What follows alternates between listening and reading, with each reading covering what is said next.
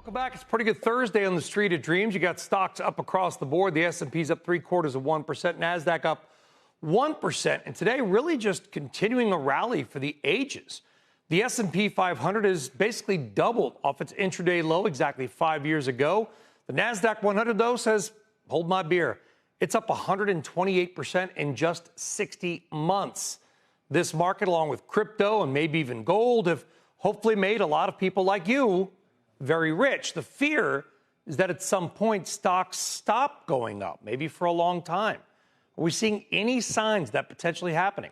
Let's talk about that and more. Joining us, Nuveen, Chief Investment Officer, Saira Malik. Saira, is there any? What are you seeing here in terms of the market? Any risk of an end to this rally permanently? There's three factors causing the markets to lose steam in the likely nearer term, and that's inflation, the China situation, and the shutdown. So starting with inflation, we're finally going to see CPI tomorrow, and that's likely going to be firm, up almost 0.4% month over month, driven by tariffs on goods prices. And also oil prices rallying again, another factor to drive inflation higher.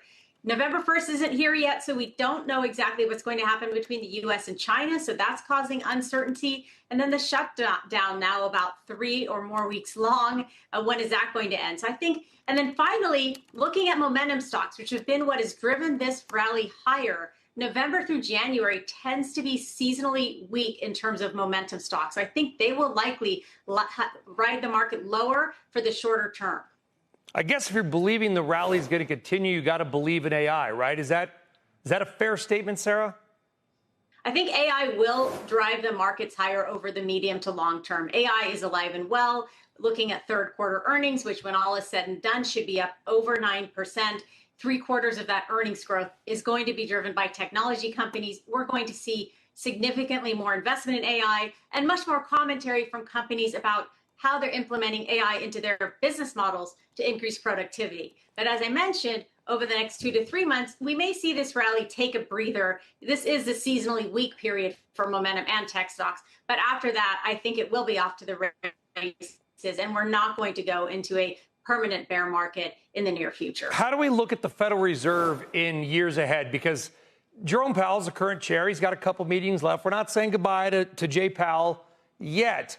But we've already talked about a potential successor, that person likely to be a lot more dovish than Jerome Powell is right now. How do we view the Fed's role in the stock and bond markets next year, going forward? The Fed will remain a significant driver for stock and bond markets. We saw one cut last month. We expect one more cut at the end of October, and then 2 more cuts after that by about the second or third quarter of 2026. I think the next Fed chairperson will be reasonably dovish. The balance, of course, for the Fed is inflation versus the slowdown in economic growth. Even though we haven't seen an array of employment numbers in a while, we do know that employment markets were slowing and are continuing to slow. So the Fed needs to balance that with the impact of tariffs on inflation. I do think you'll get this moderate pace of rate cuts, though. So starting last month, 3 more cuts through about the 12 months past September 2025, and then we'll see from there.